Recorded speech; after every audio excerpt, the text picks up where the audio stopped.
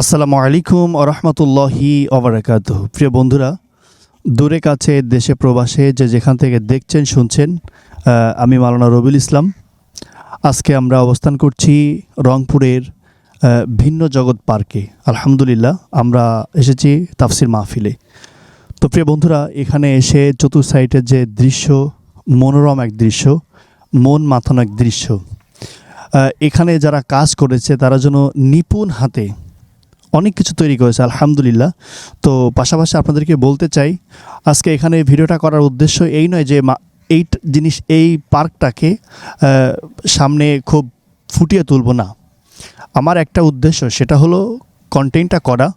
আপনারা ইতিমধ্যে গতকালকে দেখেছেন মুফতি আমির হামজা ভাইয়ের একটা কন্টেন্ট, একটা মাহফিল, একটা চিত্র, যেখানে বিএনপির এক তখর নেতা এমপি সে বাধা দিয়েছে ওরাতিল কোরআন তারতিলা। আল্লাহ রব্বুল আলমিন নিজে বলেছেন, তোমরা কোরআন পড়ো সহি শুদ্ধ করে।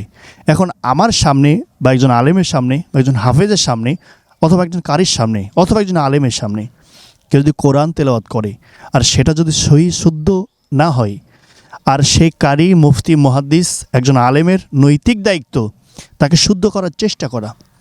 তো প্রিয় ভাই, যদি এখানে মুফতি আমির হামজা ভাইয়ের যদি ন্যূনতম ভুল থাকে, যে এমপি সাহেবকে বলেছেন যে আপনি আরেকটু শুদ্ধ করবেন, গত মাহফিলে বলেছিলাম একটু শুদ্ধ হয়েছে আলহামদুলিল্লাহ, আরেকটু শুদ্ধ করার চেষ্টা করবেন, কিন্তু সেখানে দেখেছেন কি চিত্র।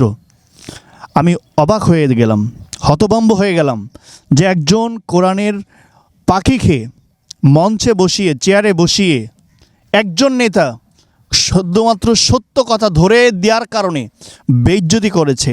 আমার প্রিয় ভাইরা, আমি বলতে চাই এখনও পর্যন্ত আমাদের সচেতন হওয়া উচিত, ভুলটাকে সামনে উন্মুক্ত করা উচিত।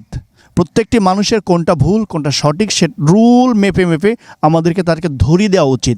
2 নম্বর কথা, আমাদের সকলকে উচিত প্রতিটি মানুষের সাথে বিনয়ী হওয়া। আলহামদুলিল্লাহ, আমরা সেটা বিনয়ী দেখেছি মুফতি আমির হামজা ভাইয়ের ওখানে। অডিয়েন্স পুরা গরম আগুন, মানে যেমন তেমন যদি এই মুফতি আমির হামজা ভাই বলে অথবা যদি তিনি একটু উঠে দাঁড়ান, মাঠ কিন্তু পুরা ছত্রভঙ্গ হয়ে যায়। কিন্তু তারপরেও তিনি কিন্তু চেয়ার ছেড়ে দেননি। প্রত্যেকটি অডিয়েন্সকে সে থামিয়েছেন, প্রত্যেকটি অডিয়েন্সকে থামিয়েছেন। তারা উগ্র হয়েছেন, আমির হামজা ভাই থামিয়ে দিয়েছেন। অথবা এমপি সাহেবকে সেও বলেছেন, যা হয়েছে হয়েছে, পাস্ট ইজ পাস্ট। তো প্রিয় ভাইরা, আমি বলবো, যেখান থেকে আমরা কথা বলি, যেখান থেকে তেলাওয়াত করি, যেখানে কথা বলি, আমি বলবো প্রতিটি মানুষের, প্রতিটি শিক্ষা পার্সন, এডুকেশন পার্সনদের সচেতন হওয়া উচিত। প্রত্যেকটি আলেমের সামনে অন্তত ন্যূনতম কোরআনের আয়াত বলতে গেলে সহি শুদ্ধ করা আমাদের একান্ত আবশ্যক। এই ভুলটা ধরিয়ে দিয়েছেন মুফতি আমির হামজা ভাই, আলহামদুলিল্লাহ। তো আমরা আরও আশা করি যেন ভাই প্রত্যেকটি জায়গায় এরকমভাবে ভুল ধারণার চেষ্টা করে। জি ইনশাআল্লাহ। আসসালামু আলাইকুম রহমতুল্লাহ।